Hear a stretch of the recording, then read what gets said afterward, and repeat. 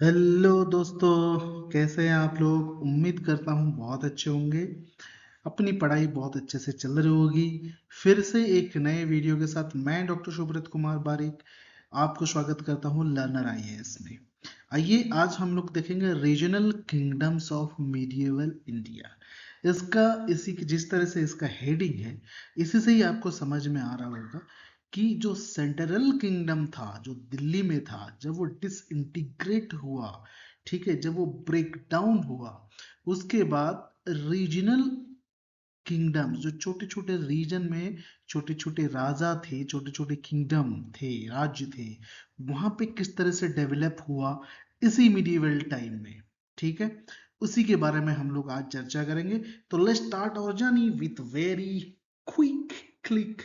Okay, तो इसमें हम कौन कौन से टॉपिक कवर करने वाले हैं। अहोम्स के बारे में देखेंगे, मेवाड़ के बारे में देखेंगे, कश्मीर के बारे में देखेंगे, और कुछ और भी रीजन्स थे लाइक उड़ीसा, लाइक, ठीक है, उन सब के बारे में थोड़ा सा हम लोग देखेंगे। एक क्विक रिवीजन लेंगे, क्योंकि आपको पता है हम लोग एक रैपिड रिवीजन सीरीज चला रहे हैं हिस्ट्री के अंदर। ठीक है, चलिए तुरंत ही हम लोग देख लेते हैं। सबसे पहले हम बात करेंगे अहोम्स के बारे में, जो कि असम रीजन में डेवलप हुआ। ठीक है, तो अगर यहाँ पे अगर आप लोग देखेंगे तो अहोम जो था ना, अहोम वो एक एक एक वो रीजनल ट्राइब्स की तरह थे। ठीक है, तो वहां से ये लोग एक किंगडम में कैसे बने, आइए देखते हैं।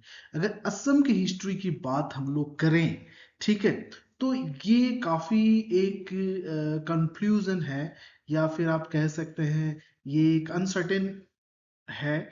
ठीक है, कुछ लोग ये मानते हैं Tibeto Burman, Sino Tibetan, Indo Aryan और ऑस्ट्रो एसिटियन कल्चर मिलके ये एक रीजन बना नॉर्थ साइड में। ठीक है, east west and north people को मिला के एक असम डेवलप हुआ, ये माना जाता है। ठीक है, Ahoms were a Mongoloid tribe from north Burma. ठीक है, प्रेजेंट अभी जो म्यांमार है, ठीक है, समझ रहे हैं, उसको पहले बर्मा कहा जाता था अगर आपको पता हो। तो उसी के नॉर्थ साइड से कुछ लोग आ गए। ठीक है, कहां पे, असम एरिया में। ठीक है, तो उन्होंने वो एक पावरफुल किंगडम बनाया तो 13th सेंचुरी के आसपास। ठीक है, जो कि हिंदुइज्ड बाय टाइम हिंदुइज्म को फॉलो करने लगे। ठीक है, in fact the name Assam is derived from them. तो असम जो था असैम, ठीक है, तो वहीं से डिराइव्ड एक वर्ड है। ठीक है, तो ये क्या हुआ, बेसिकली अगर आप इसको इस तरह से समझें, बर्मा से कुछ ताकतवर लोग आए यहाँ पे, जो कि मंगलोइड थे बेसिकली, यहाँ पे आके अपना एक किंगडम बनाया और हिंदुइज्म को फॉलो करने लगे। आगे चलकर वो हिंदू बन गए। ठीक है, उन्होंने क्या किया, जो उस समय भूइयांस थे, भूइयांस क्या होते हैं, जो भूइ का मतलब होता है जनरली जमीन, भूइ का मतलब होता है लैंड। ठीक है, जो उसको कंट्रोल करते हैं, दे आर भूइयांस। ठीक है, लैंड लॉर्ड्स। ठीक है, तो उन ये लोग जब वहां पे आए, काफी ताकतवर थे, तो उनको सस्प्रेस कर दिया, दबा दिया कि आप जो बैठो, हम जो बोलेंगे वही होगा।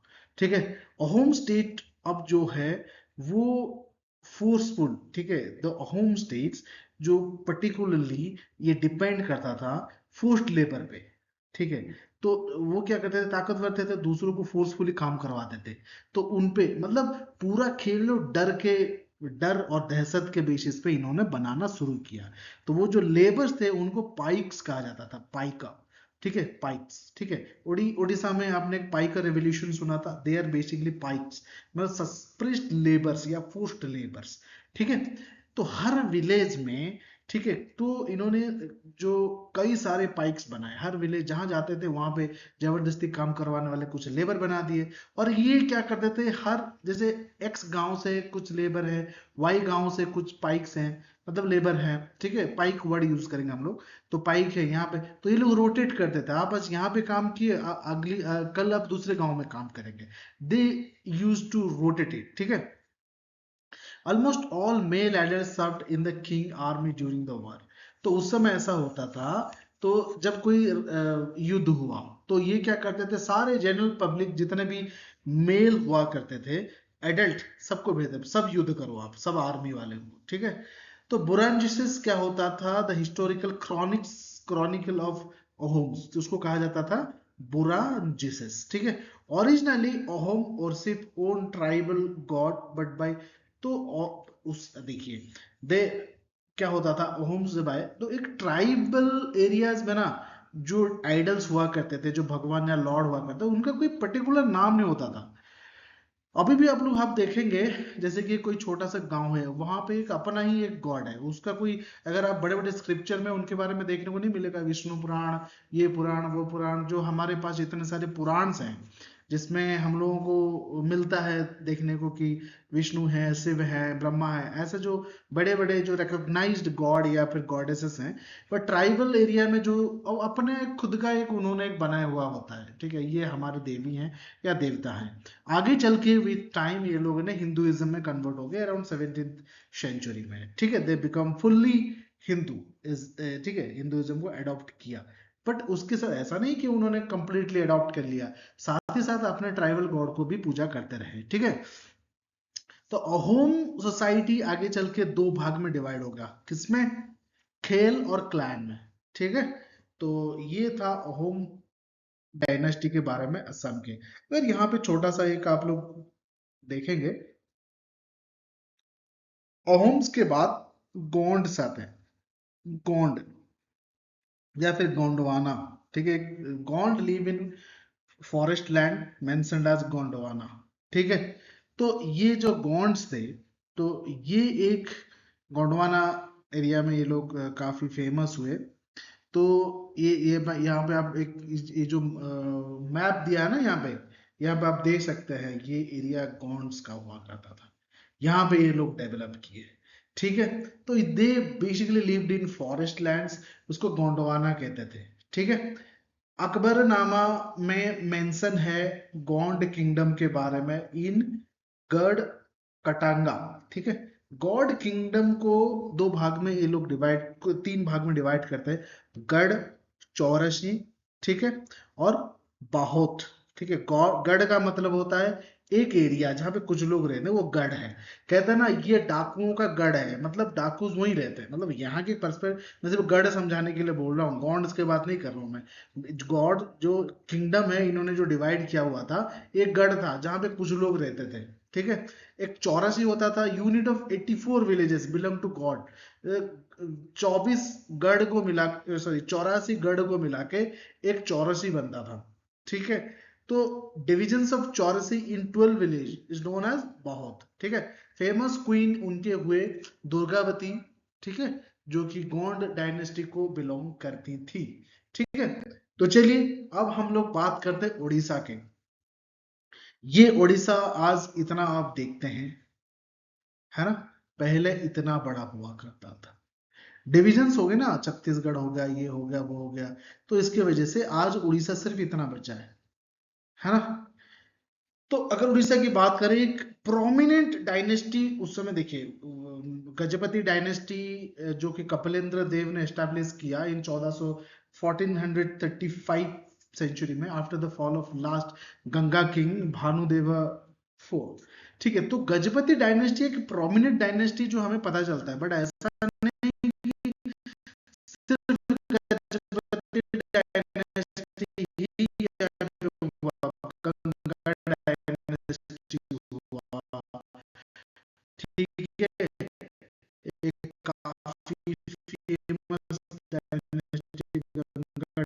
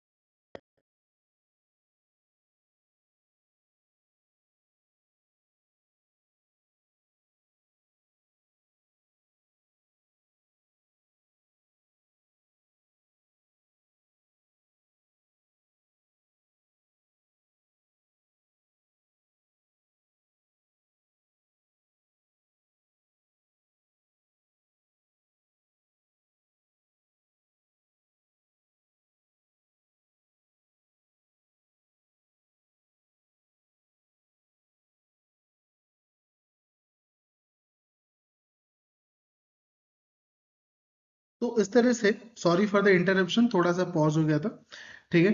तो गंगा डायनेस्टी उस समय हुआ, गजपति डायनेस्टी उसके बाद आए, और बाकी कई डायनेस्टीज ने यहाँ पे अटैक किया, कुछ समय के लिए अपने अंडर भी लिया था। तो अगर हम बात करें तो प्रोमिनेंटली गजपति डायनेस्टी के बारे में, तो ये कपिलेंद्र देव जी ने शुरू किया था गंगा डायनेस्टी के अंत के बाद। Gajapati etymologically means king with an army of elephants. गज मतलब होता है हाथी, हाथियों का राजा, ठीक है। ऐसा राजा जिसके पास बहुत सारे हाथियां हैं, ठीक है। Narasimha Deva of this dynasty constructed Konark. Narasimha Deva ji ने, ये लांगुड़ा नरसिंह देव कहते हैं उनको, जो कोणार्क टेम्पल बनाए थे, ठीक है। इंद्रदुम्न थे जिन्होंने वो, गंगा डायनेस्टी वालों ने जो है हमारा लिंगराज मंदिर का डेवलपमेंट किया था। In the middle of 15th century, rise of Gajapati rulers that ruled Odisha until end of the Lodi period, ठीक है। तो ये आपने, हमने देखा उड़ीसा के बारे में। फिर अगर हम मेवाड़ के बारे में बात करें, मेवाड़ भी, अभी भी मेवाड़ के राजा एक है जो काफी फेमस है, ऑनलाइन आप देखते होंगे यूट्यूब वगैरह में। तो मेवाड़ में उदयपुर, मेवाड़ और Udaipur kingdom is originally called Medapata over time, ठीक है। तो उनके समय के द्वारा उसको मेवाड़ बन गया। Interestingly the ruler of Mewar use the title of Maharana. Mewar में जो राजा हुआ करते थे महाराणा यूज करते थे, ठीक है। प्राइम मिनिस्टर और कस्टोडियन भी उनको कहा जाता था महाराणा, ठीक है। Instead of the typical title Maharaja, king की जगह ये लोग महाराणा यूज करते थे, ठीक है। राणा कुंभा जो 1433 से 1468 तक हुए, फेमस मोस्ट रूलर बने इनके, ठीक है। ठीक है, राणा कुंभा ने एक बुक लिखा, लाइक संगीत प्रिया, सुधा प्रवध, रसिक प्रिया, काम राजा, रतिसारा, एक्सेट्रा, ठीक है। तो कुंभा इरेक्टेड ए विक्ट्री टावर। तो जो राणा कुंभा हुआ, इन्होंने एक विक्ट्री टावर बनाया जिसको कृति स्तंभ कहा जाता है चित्तौड़ में, ठीक है। कृति स्तंभ मतलब विक्ट्री टावर, विजय के प्रतीक इनको बोला जाता था। He was consolidated the fortification of Chittor and constructed A road running through the 7 doors, ठीक है। तो ही वॉज एक्लेम्ड आज संगीत शिरोमणि। उन्होंने इतने सारी किताबें लिखी हुई है, इनको संगीत शिरोमणि भी कहा जाता था। इनकी जो इंडियन म्यूजिक की तरफ नॉलेज काफी हुआ करती थी, संगीत राज भी इनको कहा जाता था। लाइक संगीत मीमांसा इन्होंने लिखा, संगीत रत्नाकर लिखा, और सूद प्रबंधन भी लिखा, सूद प्रबंधन भी लिखा, ठीक है। तो ये काफी नॉलेज रखते थे टुवर्ड्स संगीत म्यूजिक, ठीक है। ये मेवाड़ के बारे में हुआ। वैसे ये शॉर्ट है, बहुत कम है, बट अगर आप पढ़े इनकी हिस्ट्री काफी लंबी है। अगर इसी तरह से हम कश्मीर तक आए, कश्मीर की बात करें, राज तरंगिनी में इस बारे में देखने को मिलता है, कश्मीर के जो डायनेस्टीज के बारे में राज तरंगिनी में देखने को मिलता है। राज तरंगिनी एक काफी फेमस बुक है जिसमें कश्मीर की हिस्ट्री के बारे में पता चलता है, जो कि कलहन ने लिखा था। इसको जरूर से याद रखिएगा। कई बार क्वेश्चन मैच ए बी, जो मैच ऑफ द फॉलोइंग में ये पूछ लिया जाता है, ठीक है। तो Zainul Abedin was the greatest ruler of Kashmir. He also known as Budh Shah. बूढ़ शाह के बारे में, ग्रेट सुल्तान बूढ़ शाह के बारे में के नाम से ये फेमस है। Akbar of Kashmir who was benevolent, liberal and lighted, ठीक है, कहा जाता था रूलर इनको। कौन? जैनुल अबदीन, ठीक है, जैनुल अबदीन, ठीक है। मोहम्मद अकबर जैनुल अबदीन किसका नाम है, ये आप मुझे बताइएगा। सॉरी। इनके कंट्रीब्यूशन एग्रीकल्चर के डेवलपमेंट में काफी रहा, ठीक है। इन्होंने डैम्स बनवाए, इरिगेशन सिस्टम्स को बहाली किया, ठीक है। तो इन्होंने Jain Lanka, the artificial island of Wular lake इन्होंने कंस्ट्रक्ट करवाया था। क्या? वुलूर लेक में इन्होंने एक आइलैंड कंस्ट्रक्ट करवाया जिसका नाम है जैन लंका, ठीक है। और इन्होंने काफी संस्कृत में काम किया, जैसे कि राज तरंगिनी, ठीक है, Mahabharata translated into Persian under him, ठीक है। संस्कृत से पर्शियन में कन्वर्ट हुआ इन्हीं के टाइम पे। कई संस्कृत बुक्स जैसे राजतरंगिनी वगैरह इन्होंने पर्शियन लैंग्वेज में कन्वर्ट कराया। 1586 में अकबर ने कश्मीर को जीता और वहां पे मुगल एम्पायर एस्टेब्लिश करवाया, ठीक है। तो ये वही बात थोड़ी सी कश्मीर के बारे में, ठीक है। अब सराकी ऑफ जौनपुर, ठीक है, जौनपुर की अगर हम बात करें, मलिक सरवार ये हो गया, ठीक है, वो एरिया हो गया, ठीक है। तो मलिक सरवार ने इनकी फाउंडेशन करी, किसकी? शर की डायनेस्टी की, सर की डायनेस्टी, इसको सर की कहा जाता है। शरा की प्रोनाउंसिएशन की बात है दोस्तों, ठीक है, तो हो सकता है मेरा प्रोनाउंसिएशन सही ना हो तो माफ करिएगा। कई लोग बोलते हैं कि आपकी इंग्लिश सही नहीं है, तो है थोड़ा कमजोर, ठीक है, बट धीरे धीरे हो जाएगा। तो मलिक मोहम्मद जैसी, जिन्होंने पद्मावत लिखा था, तो इनके कोट पोइट हुआ करते थे, ठीक है। Jaunpur evolve a distinct architecture known as Sharqi style, ठीक है। हर एक जो यहाँ पर आया, उन्होंने कुछ ना कुछ आर्किटेक्चर में अपना कलाकारी दिखाई, अपना छाप छोड़ा हुआ है, ठीक है। इनके आर्किटेक्चर को सर्की आर्किटेक्चर का, ये देखिए, ये एक नमूना यहाँ पे मैंने लगा दिया है। जौनपुर सिराज ऑफ इंडिया कहा जाता था। Jaunpur also was the Siraj of India. Most notable example of circle style architecture in Jaunpur was Atala मस्जिद, लाल दरवाजा मस्जिद एंड जामा मस्जिद, ठीक है। ये आपको देखने को मिलता है इनके आर्किटेक्चर की झलक, ठीक है। तो ये कुछ रीजनल किंगडम्स या डायनेस्टीज थे जो हमने डिस्कस किया। उम्मीद करता हूं आपको समझ में आया होगा। ये क्विक रिवीजन है, तो हमने इतना पढ़ा। अगर आप पूरी डिटेल हिस्ट्री में जाएंगे, कौन कहां से आया, क्या हुआ, ये काफी लंबा टॉपिक है। वैसे आप एनसीईआरटीज में पढ़ सकते हैं या फिर आप हिस्ट्री की किताब रेफर कर सकते हैं। बट मैं ये कहूंगा, जिन्होंने 2 बार पढ़ ली, 1 बार 2 बार 3 बार पढ़ा हुआ है फुल स्क्रिप्चर फुल कोर्स, तो बेहतर है आप इसको देख ले और थोड़ा रैपिड रिवीजन की ओर जाए, एग्जाम ओरिएंटेड बने, ठीक है। अगर आपको अच्छा लगा हो, आपको समझ में आया हो, ठीक लगा हो, तो सब्सक्राइब करिए चैनल को और अपने दोस्तों के साथ शेयर करिए। अगर कोई डेवलपमेंट या फिर कोई करेक्शन सजेशन है, आप कमेंट बॉक्स में ड्रॉप कर सकते हैं। We will definitely consider it. Thank you very much for watching and we are going to meet with another video in next day. Thank you very much, take care.